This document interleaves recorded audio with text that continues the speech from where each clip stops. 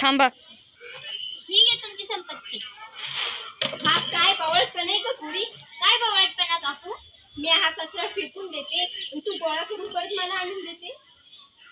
अहो काकू, 40 रुपये असेल आणि हो त्यावरून जास्त असू शकते बरं का. जा घरी, शहाणपणा नको शिकू मला. कोण ग तू? काकू, मी विद्यासागर कन्या प्रशालेची स्वच्छता मॉनिटर.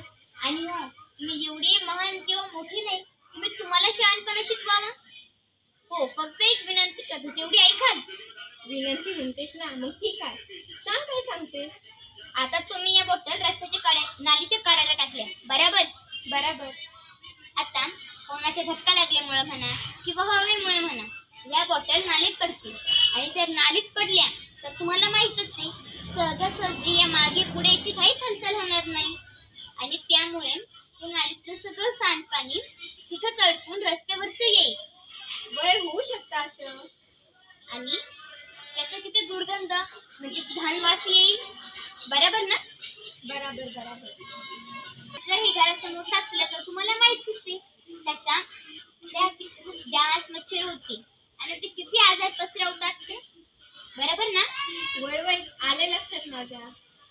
आजारी पडल्यावर दवाखान्यात जाऊन डॉक्टरकडे पैसे खर्च करायचे, त्यापेक्षा ते असंच झालं ना, मग वर दगड फेकायचा आणि कपाळ मांडून बसायचं की हा दगड आता माझ्या डोक्यात लागेल का.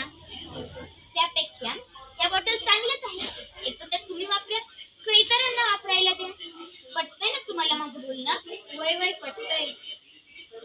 काही बाया ह्या बॉटल गोळा करतात ना आणि ते नेऊन विकतात.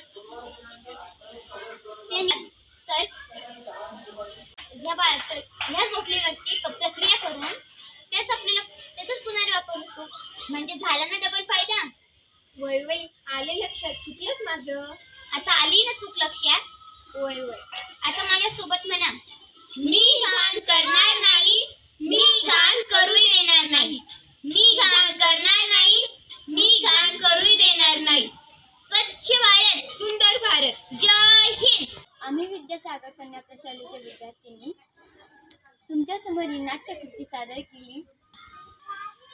मी प्रांजली पवार स्वच्छता मॉनिटरची भूमिका साक्षी वाळकर हिने केली आणि काकूची भूमिका ही कल्याणी ननवरे यांनी बजावली आहे.